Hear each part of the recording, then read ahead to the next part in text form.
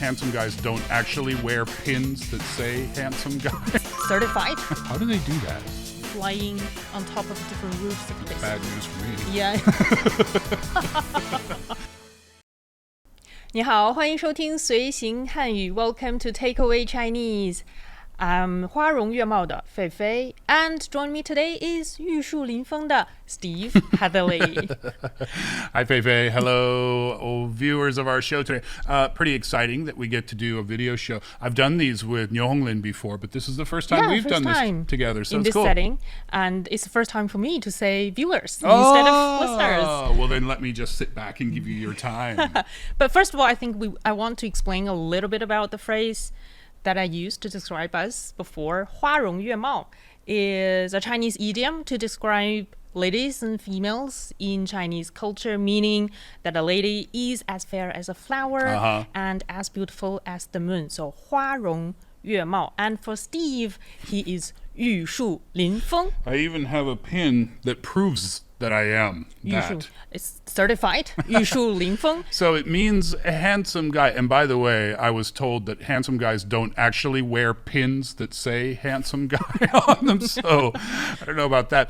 But the actual translation is a little bit different. It means something about a tree standing alone. It's a 玉树 meaning a jade tree and 临风 meaning standing in the wind. 玉树临风. Yeah, so 玉树临风 describes a man that is as elegant as a jade tree. That's us. That's us. 花容月貌 and 玉树临风. But beside this little side notes, the reason that we're deciding to launch a video for this particular episode is precisely because of the topic today. It's quite visual, so it's very nice to be able to see our viewers for this particular episode. It's about intangible culture heritage, 非物质文化遗产. There are so many different things to see in China. I think you could probably live here your entire life and not see all the cultural performances that China has to offer. So we've picked out just a handful, just a few to talk about today. And one of them I'm really excited about because I witnessed it firsthand. Also, another one we're going to talk about I haven't seen yet, so I'm looking forward to learning about that too. Yeah, so I want to start with one that you've seen, and I think is one of the most famous one in China. It's about a technique in traditional Sichuan Opera, which is about the changing of the face, 变脸. And you've seen that before, right? Yeah. So after I moved to China, I took a trip down to Xi'an to see the Terracotta Warriors. And while I was in Xi'an, on one of the tourist streets there, they had a tea shop that did performances. So I forget how much it cost, but it wasn't really expensive. You go in, you sit down, you order off of a menu, and then they did this face-changing, mask-changing performance, along with some other stuff too. But that was the first time that I had ever seen that. And it was very, very cool because I was sitting not so far away from the stage. So to be able to witness it was an exciting cultural experience. But beyond that, I was trying to figure out, how do they do that? It's, that there is a very fun anecdote about the secret behind face changing. I thought nobody knew. It's supposed to be a secret because that's precisely why this particular technique is so famous. But when it first got really famous across China in modern times, there was a rumor circulating online saying that the secret behind face changing is a national secret. That's cool. To the level of the national level, but in fact, it's not. I was watching because I thought, if you've never seen it before, I mean, the masks change. By the way, we have a video prepared, actually. Surprise. About that face-changing performances. And I think it's quite different from when you see it on the screen from a distance, from your experience seeing it very closely. Yeah, and the fan moves in front of the face as you see in the video there, and then the masks change. So I was watching it and I was thinking, oh, okay, it must be some kind of button or clicking thing that they have. You know, when they want the mask to change, they click a button. I was watching their hands like really intently. I couldn't see anything. It was like a magic trick. And do you know that the different colors of their masks actually represent different things? I've heard that they represent different things, but I don't know what those different things are. So in the most common ones, for example, the color red, meaning that character is loyal, have the courage, and is righteous. And because a lot of it is a performance that people normally see independently, but it's actually part of the Sichuan Opera performances. So most of the time you can see it within a storyline. So when you see a person with a red pin on his face or her face, it means that character is loyal. But when that face changes into black, that means that person, that character is honest. But when it changes into white, that means that character is cunning and is a hypocrite. That's basically bad news for me. Yeah. I didn't know that. So it's a different character every time they changed the mask. Yeah, meaning different personalities. I didn't know that. Yeah. I also didn't know that. So you can watch the mask performance separately, but really it's part of a bigger show, a bigger opera. Yeah. And when they change the mask, they're changing characters. Yeah. I thought it was just one character showing different personality characteristics. That's what my guess was. But that depends on different stories and different performances. But when you see, and also I think it's not only about Sichuan opera. In a lot of traditional Chinese operas, they use these kind of colors to indicate what kind of characters. Is it a protagonist or is it antagonist? That you can really sort of see that hint and clue from the color of their faces and their masks. And that is really one of the very cool element about 变脸 that I don't think a lot of people outside of China have an idea of. And another thing that's also part of the traditional Sichuan opera, I'm not sure if you've seen that when you visited Chengdu or Chongqing, is about the spitting of fire. I didn't see a spitting fire show. I think I show speed when he came to China. He saw that, and normally the spitting fire, which in Chinese is 吐火, is sort of staged alongside 变脸.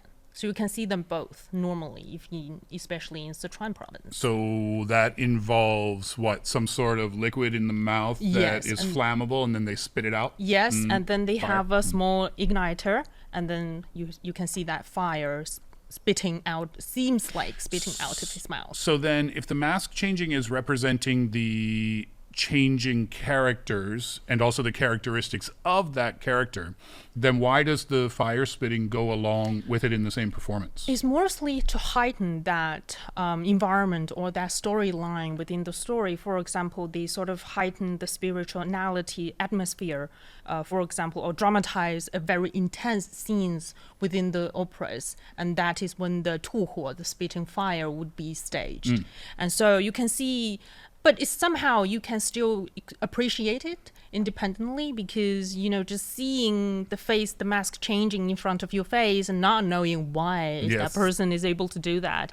And I think in some settings, they even allow you to touch their masks as they change that. Oh, really? And that is more intriguing on some level because you just can't get your head around why they're able to do that. After the show was over in Xi'an, the one that I saw, after that was finished, the performer came back out. There were other elements to the performance. That particular performer came back out and spent some time with the kids in the crowd because, they did that. They touched the mask, and then the performer was changing the mask very quickly, and the kids were having fun with that. It's very interactive, isn't it? And I think the reason that you were seeing a face-changing, a 变脸 performance that is part of the Sichuan opera performances in Xi'an, which is thousands of kilometers away. Well, my friend was just in Shanghai, and he's from America, and he had friends visiting from Chicago, and they were all going to a Sichuan opera performance in Shanghai.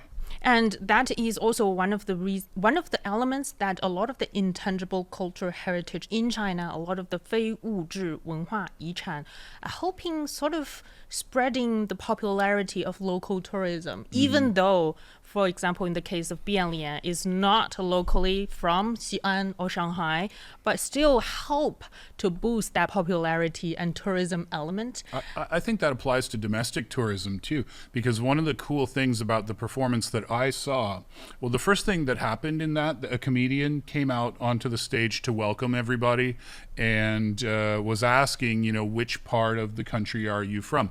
The majority of the crowd was Chinese for that particular performance. I think I was the only non-Chinese person there. And I ended up on stage, by the way. Oh. Yeah, they called me on stage to ask me where I was from and things like that. But the comedian was saying like, oh, where are you from? And, some people would mention from the northern part of the country. And then the comedian would try to replicate their accent. And then, people from all over China were there. So I think that's kind of one of the cool things is that you can travel within China and still feel like you still are getting a different cultural experience than you would in another part of the country. Yeah, and speaking of this very interactive, and I think getting to know a different culture even within the same country, and I think I have to mention that not far away from Beijing, in the province of Hebei, we have a very famous city. It's called Wuqiao. Have you heard about this city before? Is this where the acrobats? Yeah, it's basically the capital of acrobats internationally. And in Chinese, it's called 杂技. I think we have a lot of photos about what kind of tricks that these 杂技 acrobatics can stage is something like this. And it's also normally will be demonstrated as part of the Spring Gala performances. And things like standing alone on a pole or dancing around is also very similar to a circus. Yeah, there's the, I don't know, do you call that the trapeze, the one that we're looking at now, where the swing goes out and one person is like hanging upside down on the swing and then they throw another person into the air. Basically, yeah. And then they get caught on the other side or they catch the other swing on the other side. It's amazing. I saw parts of that during the gala, but I've never seen it in person. Have you seen it live? No, but I've sort of interviewed some of the students that are being trained. Oh, cool. In Wuqiao before, because Wuqiao actually has thousands of years of history of acrobatics dating back to almost more than 2,000 years ago. Wow. And this is one of the reasons is dubbed as the cradle of Chinese acrobatics. And also a lot of international visitors would go to Wuqiao to learn about different tricks because surprisingly, maybe this is information that is not well known among many people, that Chinese acrobatics is actually very, very famous and prestigious internationally. And I think for Wuqiao in particular, they have international acrobatic festival that is basically one of the three most prestigious such festivals in the world, and they attract tens of thousands of visitors for every installment of this festival, and you can appreciate a lot of such performances.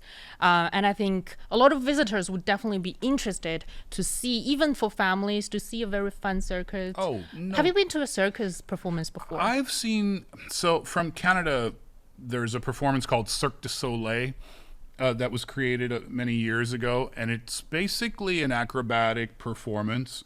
They have a lot of elements that maybe are shared with the Chinese performances as well. Who knows? Maybe the Chinese performances inspired Cirque du Soleil. I wouldn't be surprised if that was the case. But yeah, the performers themselves. Did you interview those people in person, by the way? Yeah. I talked to some of the kids. Well, I'm not sure about your experience, but I met an acrobat on a beach once. And this guy was really friendly, really nice. He was actually a Cirque du Soleil performer. And I thought it was impossible to have 0% body fat before, but I think these performers are in tremendous shape. That's one of the things that struck me. And I don't know why I was surprised by that, but yeah, just incredible physical condition. You'd have to be in great condition because it would be so If you will be demanding. thrown, Yeah. you will be thrown in air to another person. You definitely need to be quite fit. What types of things did you ask them about when you were talking?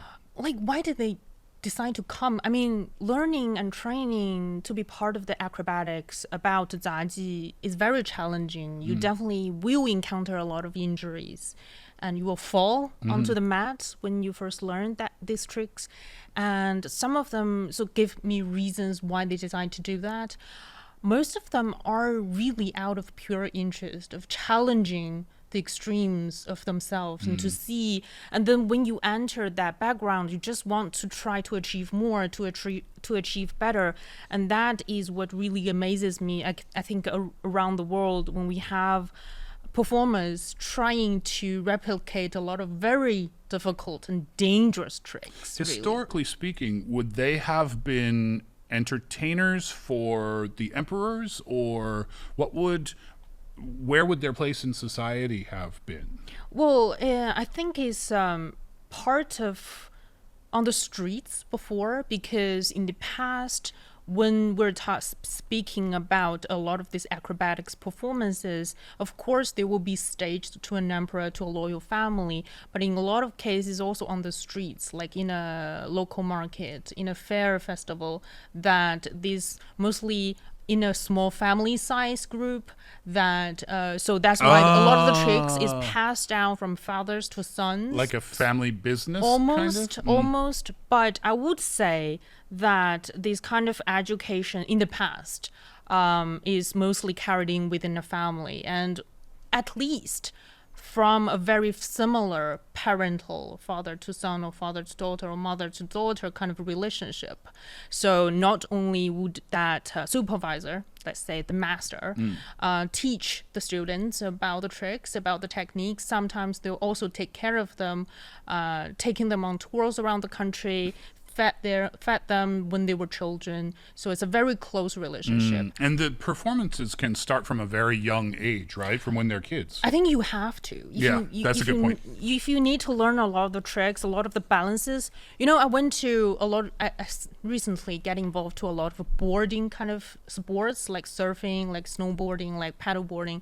Surprisingly, kids can do a lot better than adults. That's not surprising to me at all. Kids are fearless. They'll do anything. And also because their sense of balancing is so much better than adults. They have a lower center of gravity. That's true. And it's not as far to fall to the ground. So it doesn't hurt as much maybe when you fall. And the weight thing is another element. True. So when it comes to the training, to the 训练 side of acrobatics, of 杂技, learning to balance yourself and protect yourself is very, very important. So the performances, like we talked about the Sichuan Opera, you can find those performances in many parts of the country, shared culture within the country, like we were talking about. These acrobatic performances, can you easily find those? I'm guessing maybe not, because, correct me if I'm wrong, but I'm guessing that it's easier for performers to replicate an opera than it is to replicate acrobatics. So you wouldn't have as many troops available. That's true. That's one of the reasons why acrobatics on some level face threats when it comes to popularity, when it comes to be carried out by the next generation. One element is, of course, it's very dangerous and very challenging, and you need to be very devoted into these kind of techniques. Another one, I think, is because the general public just don't have a chance to take part. So without that element, you just naturally lose interest when you have hundreds of other choices on the market. So that's why I think in this year, the Wuqiao actually launched a festival that's almost like a theme park. So what's special about the festival then? A theme park in what sense? It's called Wuqiao Acrobatics Fantasy Park. It's a very immersive cultural theme park in the Wuqiao County. And unlike a traditional circus theater, we will simply sit and watch a performance. That's also normally what an acrobatics performance would be like. You can actually step into the acrobatic world through, for example, technology, through interactive shows, VR headsets. Yes, and other, when it comes to wuxia stories, they have a concept in China called jianghu, meaning basically referring to the world and the whole society. And it's also part of, within that, experiences offered by this theme park that you can be a xia. You can become.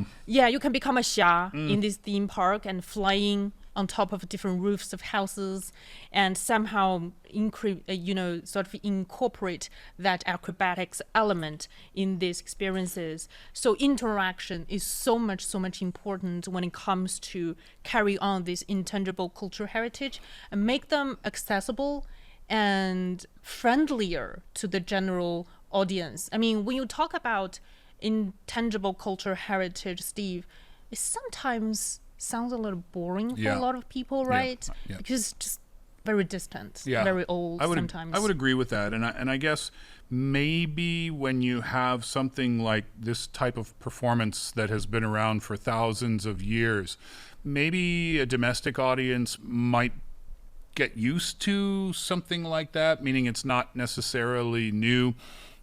They're familiar with it is what I mean.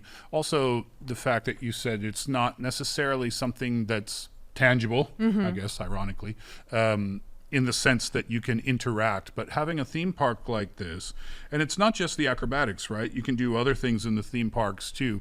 It's kind of like a street performer style theme park. And I think that's a great idea because it puts the performers right in front of the audience and it makes things more accessible, makes them a little bit more real, perhaps. When we see these acrobatics, or at least this is how I feel about it. When I saw that acrobatic performance on the Spring Gala Festival, it doesn't even seem real in some sense because it's so incredibly well done. I think under one of the videos, I saw one comment saying it must be AI'd. Yeah. It must be AI'd. That's what I mean, yeah. So it's difficult perhaps to create that connection with the audience. So having a theme park like this, the Wuchao Acrobatics Fantasy Park, is a good idea. It gets people right in front of the performers. Yeah, and speaking about interaction, and I think another very prominent example comes from the city of Nanjing. Have you been to that city before? I have not. It's a very nice city. It has a lot of history. They call them the ancient city of 6 different dynasties, which is true. So it's used to be one of the capital cities for a lot of Chinese dynasties in the past. So it has a lot of history. And in particular, they have this Qinghuai Lantern Festival. Lantern Festival. Yeah, Qinghuai Denghui. Because Qinghuai meaning referring to that area around the city of Nanjing. And then Lantern Festival, for a lot of Chinese places, cities, regions, counties, and towns, we normally have a Lantern Festival around the Spring Festival.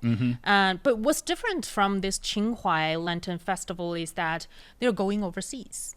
They're going to France. They actually attracted thousands of visitors in France. How do you bring a lantern festival overseas? That is their, I think, innovation for this kind of intangible cultural heritage and expanding its popularity, is that instead of shipping individual lanterns to France, which can be very troublesome, can be very expensive. Well, if they're paper lanterns, they could be broken so easily. Yeah, I also have some photos actually about that lantern. It's something like this. It's very beautiful. You're talking about the huge lanterns. Yes, of course. If you want to put them on a display, yes. It needs to be huge and needs to come on a scale and can be very expensive shipping them from Nanjing to France. I'm guessing that you would ship the components to France and then construct the lanterns once the components have arrived? But when it comes to a traditional lantern like what the Qinghuai Lantern Festival is offering, some of the materials cannot be found in France. Like they use a lot of bamboos in making of these lanterns. So how do they deal with that? So they ship parts of the materials to France, and then part of the materials are found locally in France. And also when it comes to the craftsmen themselves, also parts of them comes from China, parts of them comes from France. Oh, really? So they are also teaching the local people about this lantern making, sort of also expanding the popularity of this lantern making. Yeah, if you've not seen any videos of the festivals that they have here in China for the Lantern Festival, please do take a minute and get on the internet and try to find some to watch. They're extremely popular with tourists when they come here, and I definitely want to get there someday. It's like when I watched the videos, I felt like it must feel like stepping into a dream somehow, because it's very, a lot of soft pastel colors. It's very dreamlike. A lot of, the giant fish or whatever characters they make look like something you might see while you're asleep. It's really stunning. It's really beautiful. That's not an overstatement. Yeah, and I think also when it comes on scale, when you have thousands of lanterns in front of you, showcasing in front of you at night, it just seems like a fairyland. Yeah, it's the time to see them for sure. Yeah, and when it comes to this Qinghai Lantern Festival, what they're doing also very differently in France is that, by the way, they are able to generate over 3 million euros in revenues in a single edition in that country, selling nearly 200,000 tickets, attracting at nearly 200,000 visitors, meaning that even for the general public in France have zero background knowledge about the Chinese culture, they're able to enjoy this Lantern Festival. It's the same thing, I think, with the opera performances. Yeah, it's also very popular overseas. 100%. And the same thing with the acrobatic performances. You mentioned that's worldwide famous, right? And that's the cool thing, is that, yeah, sure, a lot of people who don't live in China or aren't from China might not have any actual cultural knowledge of the country, but these are the types of performances and shows, particularly the Lantern Festival too. You don't need to have any special knowledge of the culture, but the great thing that these types of shows or these types of lanterns can represent, or the way that they can function, is to open a door. I think so. People might not have had any curiosity about China before, maybe no knowledge about China before, but they see a lantern show like this and they think, wow, I want to know more. They see the opera performance and think, oh, that's cool. What's that all about? How do they change those masks? And the acrobatic performance, I mean, that's just a stunning thing. That's what I mean. I think this could be the reason. One of the great reasons for it is, you're attracting interest. But I still have this question, Steve, is when we're talking about this intangible cultural heritage, a lot of them have hundreds or even thousands of years of history and has a profound background, a lot of history, a lot of stories involving a lot of craftsmanships. But when they are getting popularized, for example, in a lot of Chinese places, they're incorporating intangible cultural heritage elements with the tourism industry. So they need to compromise. They need to compromise some elements of the tradition. What do you mean? Of that heritage. For example, let's say the face-changing techniques in the Sichuan Opera is supposed to be within a storyline. It's supposed to be helped with the climax of that story to tell a bigger story. But somehow it's been picked outside of that opera setting and put it in a restaurant on the street. And people are just, wow, having that wow factor and then leave. So some people would argue this is compromising the traditions, the histories, and the profound culture behind these intangible cultural heritage. Do you think that really, really matter? Which one is more important? Having more people getting to know it, experiencing it, even though, for example, for the face changing, they loved it, they think it's very cool, but they didn't really carry on afterwards, digging all the history and background behind, just enjoy that one show. Does it really matter? I don't think so. But I've had this same conversation in Canada about Shakespeare. In 1996 or 7, something like that, they made this modern Shakespeare movie with Leonardo DiCaprio. Yeah, I watched that one. And a lot of purists. Controversies. A lot of purists were saying, how could you do this to Shakespeare? You have kind of, it's almost blasphemy to take this beautiful story from hundreds of years ago and turn it into some modern cheesy type thing. But my argument at the time, I remember having this conversation with my professors. If it makes something accessible to a group of people who wouldn't otherwise know about it or search it or look it up or whatever, then what's the problem with that. And I feel the same way about this. I understand why purists might think, well, you've got this piece of Chinese tradition and culture that should be cherished and should be preserved.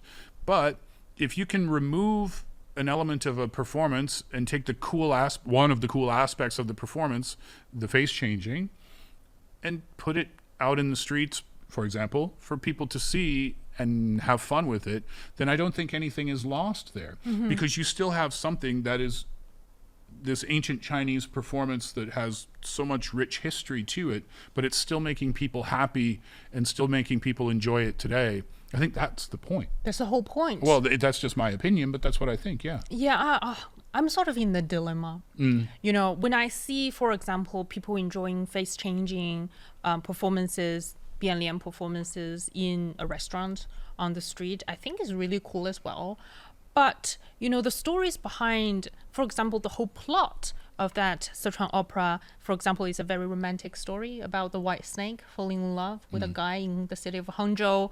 And just also want people to know more about that very romantic, tragic the story. The whole thing, yeah. Yeah, but not everybody would buy to get into the whole thing. It's true. Very bulky and chunky. You need to spend a lot of time on it. Yeah, and I think there's one more thing that is worth talking about is that, you know, if you take something that's so well known and so deeply respected in Chinese history and you put it in a restaurant, you know, so there's a performance going on over here and I'm like this eating my noodles, or I'm talking to my friend and not really paying attention to it, I can see how that no, I would say that is quite disrespectful to the tradition, to the performance, to the performer, obviously, but just to the whole thing. So I can see why some people would not like that. So maybe I'd like to change my answer and say it depends on the context of where you're showing it, because it is worthy of people's attention when it does get shown. Yeah, but it's still lovely. For example, I saw some videos on the Qinghua Lantern Festival in France that they made a lot of smaller lantern, because you can have a smaller lantern for people to carry around, and called 灯笼 in Chinese. And I saw a very little girl carrying a crab-shaped lantern, which will never occur in China. You will never see that in China, because mostly we'll have a fish, 鱼. Why not a crab? Because fish meaning, it has auspicious meanings behind it. Fish meaning 年年有余, meaning we will have surplus every year, meaning more fortune in the future. Or sometimes in flowers, because flowers also have different auspicious meanings. But crabs, we don't have, crabs don't carry that kind of deep meaning in Chinese cultures. I don't think they carry that deep meaning in French culture either. I could be wrong. But it could be a fun toy for a kid to enjoy. I think that's the point. That's a very good point made, Steve. And I do think for a lot of people out there, they do need to make this balancing act between preserving the traditions, the core of the traditions, and popularization, and also even marketing of a lot of intangible cultural heritage. Especially the acrobats need to, the balancing act. 平衡. Balancing is very important, not only in acrobatics, but also in marketing. And that brings us to the end of today's Takeaway Chinese. I'm Fei Fei, and with Steve Hatherley in the studio. Remember, you can always find us on your favorite podcast platforms, such as Apple Podcast, Spotify, and so much more. Just search for Takeaway Chinese. Leave your comment. Tell us what you think about today's theme. What do you think about intangible cultural heritage, 非物质文化遗产? I look forward to that. And I'll see you next time. Bye-bye.